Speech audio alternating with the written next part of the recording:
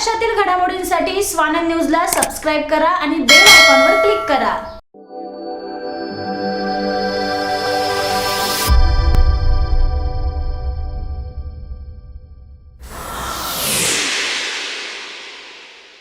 उल्हासनगर महानगरपालिका electronics buses खरेदी करणार आहे। लवकरच या बसेस रस्त्यावर सुद्धा धावणार आहेत। परंतु बसेस शहरात येण्यापूर्वी श्रेयवादाची लढाई निर्माण झाली आहे। टीओके प्रवक्ता कमलेश निकम हे नागरिकांमध्ये संभ्रम निर्माण करत आहेत। याचा संपूर्ण श्रेय महापालिका आणि शेरी लुंड आणि अमर लुंड यांचं असल्याचं नगरसेवक राजेश वधारिया यांनी सांगितलंय। काय म्हणाले ऐकूयात। पहले तो कल मैंने भी कई न्यूज़ चैनल पे दिनेश लहरानी जो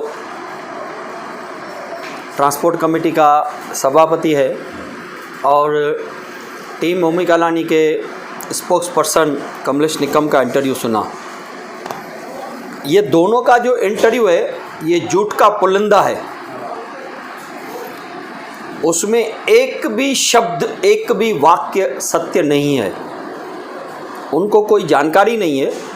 उन्होंने 4 दिन पहले न्यूज़पेपर में आया, अशोक नाइकवाड़े ने डीएमसी ने स्टेटमेंट दिया था। उस स्टेटमेंट को लेके उन्होंने कल एक अनऑफिशियली मीटिंग बुलाई थी। हमने सेक्रेटरी से पूछा कि ये मीटिंग जो है वो ऑफिशियल है क्या, तो उन्होंने बताया कि ऐसी कोई भी मीटिंग हमने नहीं मंगाई है और उसका कोई भी एजेंडा नहीं निकला है। अभी आता हूँ इन दोनों की बातों के ऊपर। ये बात चालू हुई 19-20 जुलाई को, जो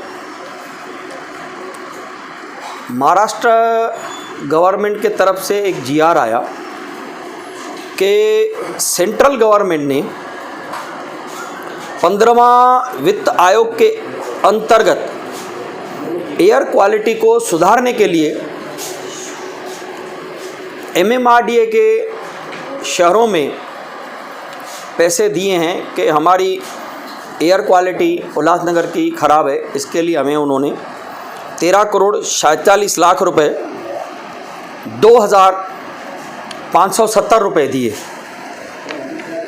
जैसे ही ये पत्र मेरी नज़र में आया, मैंने वैसे ही अरुण आशान और सभापति स्थायी समिति टोनी सिरवानी को फ़ोन किया और उनको विनती की कि इलेक्ट्रॉनिक बस हमारे शहर में आनी चाहिए, इसके लिए आप एक्ट को पत्र दीजिए। वो डिस्कशन करते करते मैंने अशोक लेलैंड और टाटा मोटर्स से उनके जो प्रतिनिधि थे उनको बुलाया, जिसमें अशोक नाइकनौरे, सगड़े, टोनी सिरवानी, हमारे अध्यक्ष जमनू पुरस्वाणी, हमारे सभापति पब्लिक हेल्थ के शेरी लुंड, सब ने बैठ के उनका प्रेजेंटेशन देखा। तो ये प्रेजेंटेशन बाद में हमने एक्ट को भी दिखाया, तो वहाँ से चर्चा चल पड़ी। इस बीच में एक दिन मुझे अमर लुंड जी का फ़ोन आया कि उनके मित्र हैं, वो हमें इस बात में मदद कर सकते हैं। तो इसके लिए हमने डिप्टी कमिश्नर नाइकनौड़े और सगड़े जी को और शेरी जी और मैं, हम लोग 4 लोग अंधेरी मुंबई में गए और वहाँ पर मनोज मोटवानी जो डायरेक्टर हैं निर्वाणा फाइन वेस्ट कंपनी के, उनसे हमने मीटिंग की जो हिंदुजा से संबंधित है। उन्होंने कहा कि हिंदुजा की ही अशोक लेलैंड कंपनी है और वहाँ से वो हमें जल्द से जल्द बस दिलवा सकते हैं। एक वो बस की पूरी पेमेंट वो लोग भरेंगे, बस को चलाएंगे भी वही, मेंटेन भी वही करेंगे, ड्राइवर उनका होगा, मेंटेनेंस उनकी होगी, चार्जिंग स्टेशन वो बनाएंगे, लाइट का बिल भी वो भरेंगे। सिर्फ कंडक्टर उल्लासनगर महानगर पालिका का होगा और कलेक्शन महानगर पालिका लेगी और उनको किलोमीटर के हिसाब से पैसे देगी।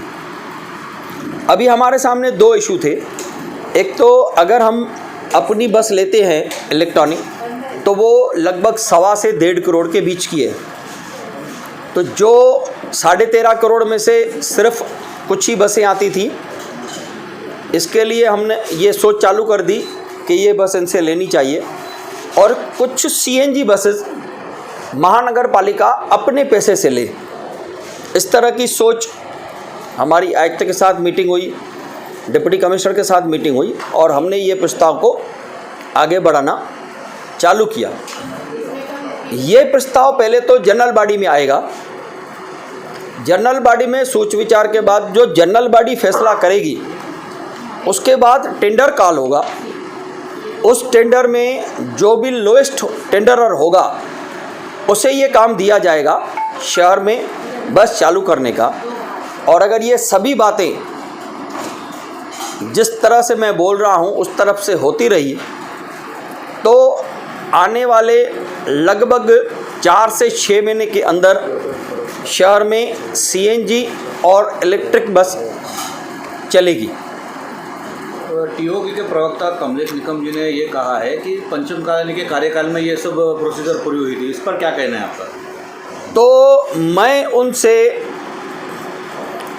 किसी भी स्टेज पे, किसी भी जगह पर ओपन डिबेट करने को इस विषय में तैयार हूँ कि वो मेरे से ओपन डिबेट करें आके, और ऐसा कोई जनरल बॉडी का रेजोल्यूशन जो पंचम कालानी ने करवाया है और उन्होंने महाराष्ट्र शासन को भेजा है और उसका पाठ परोठा किया है, तो वो हमें बताएं।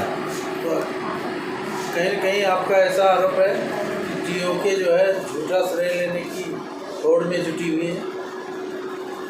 मैंने पहले ही कहा कि TOK के प्रवक्ता और दिनेश लहरानी जो सभापति हैं, उन्होंने कल का जो इंटरव्यू दिया है वो सब झूठ है। उन्होंने क्या किया है, एक पत्र तो दिखावे कि ये हमने ये मिनिस्टर को, ये अधिकारी को पत्र लिखा है कि हमको करके दो। हमने तो अपनी बजट में 2 करोड़ रुपया रख के उनको दिया, तो 2 करोड़ में वो एक बस नहीं ले पाए। 35 लाख की आज CNG की बस है, 2 करोड़ में 4 बस आ सकती है, 5 बस आ सकती है। 4 बस से शुरुआत करते थे, किसने रोका? संतोष पांडे उनके सभापति थे, आज दिनेश लहरानी उनके सभापति है। क्यों नहीं किया? किसने रोका था? किसने मना किया था?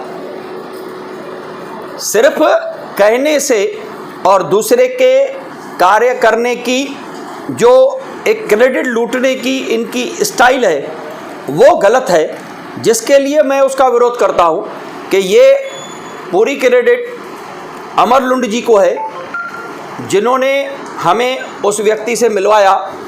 ये क्रेडिट शेरी लुंड की है, जो अपना समय निकाल के मुंबई चले, उस व्यक्ति को रिक्वेस्ट किया कि हमको कुछ कंसेशनल रेट पे ये बसेस हमको दीजिए। उन्होंने क्या किया है वो बतावे पेपर, हमारे पास तो सभी पेपर हैं।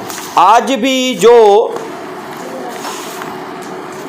सबमिशन बन रही है महानगर पालिका की, ये वो है जिसमें कल परसों से बैठ के मैं उनको करेक्शन करके दे रहा हूँ, उनकी मिस्टेक्स निकाल के दे रहा हूँ कि जब भी ये स्टैंडिंग जनरल बॉडी में आवे तो सबको समझ में आवे कि ये क्या चीज़ बनी है, इसमें क्या क्या है। सिर्फ बात करने से, सिर्फ इंटरव्यू देने से तो काम नहीं होता है, काम के लिए पीछे लगना पड़ता है। हम लोग इस काम में जुलाई से लगे हैं, जब से हमें सेंट्रल गवर्नमेंट ने 15th वित्त आयोग में के तरफ से हमें पैसे मिले हैं। महाराष्ट्र शासन ने तो आज तक 1 रुपया नहीं दिया है ना। तो उनका जो स्टेटमेंट है वो पूरा गलत है। हम लोग गए, Fine West Services Private Limited के डायरेक्टर मनोज मोटवानी जी से मिले, हमने ही उनसे मीटिंग की और जो भी इनकी स्टेटमेंट है पूरी गलत है। मैं किसी भी स्टेज पे, ओपन स्टेज पे उनको आने की चैलेंज देता हूं, मेरे सामने बैठ के डिस्कस करें। देखिए, अभी 2018-19 से जब से लॉकडाउन लगा है, तो जब लॉकडाउन खुलता था तो कुछ व्यक्ति बोलते थे हमने कलेक्टर को बोला तभी खोला कलेक्टर ने। ऐसे दुकान खोलने हैं 4 घंटे के लिए, तो भी जब आदेश आता था तो भी यही कहा जाता था कि हमने किया है, हमने कलेक्टर से करवाया है। अब ये जो है कोई बिना पुरावे के सिर्फ अगर स्टेटमेंट दे रहे हैं कि बसेस का काम उन्होंने किया, तो मैं ये श्रेय किसको भी नहीं जाने दूंगा, क्योंकि मैं आपको सबको एक बहुत बड़ी बात बताने वाला हूँ कि जो निर्वाणा कंपनी, ये उनका कार्ड मैं दिखा रहा हूँ आपको, जो उनके पास नहीं रहेगा मेरे ख्याल से, तो चाहिए तो मेरे से कमलेश निकम जी ले सकते हैं। तो मैं आपको सिर्फ ये बोलता हूँ, ये हमारा जो बसेस मिलने जा रही है आज या 4 महीने या 3 महीने या 6 महीने ये बसेस मिल रही है। साईं वसण शाह दरबार के साईं कालीराम जी के शिष्य हैं मनोज मोटवानी जी, जो वहाँ पे आते हैं और हमारे साथ उनके बहुत अच्छे संबंध है। मेरे भाई अमर लुंड जी ने जब उनसे बात की, जब हमारी चर्चाएं चल रही थी, राजेश जी, हम लोगों ने 2-4 बार मीटिंगें ली थी इस बारे में कि बसेस चलनी चाहिए। तो जब उन्होंने उनसे बात की तो उन्होंने कहा उल्लासनगर के लिए मैं कुछ भी करने को तैयार हूँ। तो उन्होंने आगे आके निर्वाणा कंपनी के जो मालिक हैं, वो डायरेक्टर हैं, उनके साथ में जो मीटिंग हुई ऑफिशियली, मैं आपको बता दूं, ऑफिशियली मीटिंग हुई जिसमें नायकवाड़ जी और हमारे सगड़े जी, ये ऑफिशियल सीट पर है, ये दोनों हमारे साथ में थे और मैं और राजेश जी साथ में गए। अमर लुंड ने उसकी अपॉइंटमेंट ली, जो कि मीटिंग हुई थी साईं वसण शाह दरबार में। तो मैं श्रेय किसको भी नहीं जाएगा, ये जो श्रेय है सिर्फ साईं वसण घोट का है। और दूसरी बात आपको ये बोलता हूँ कि ये 2 कार्ड है उनके, ये कार्ड भी तो कम से कम दिखाना चाहिए। कल जब मुलाकात ही नहीं हो तो उनको कार्ड कहाँ से मिलेगा? तो ये सिर्फ झूठी कहानी चल रही है। ये झूठी कहानियाँ, हमारे शहरवासी बहुत होशियार हो गए।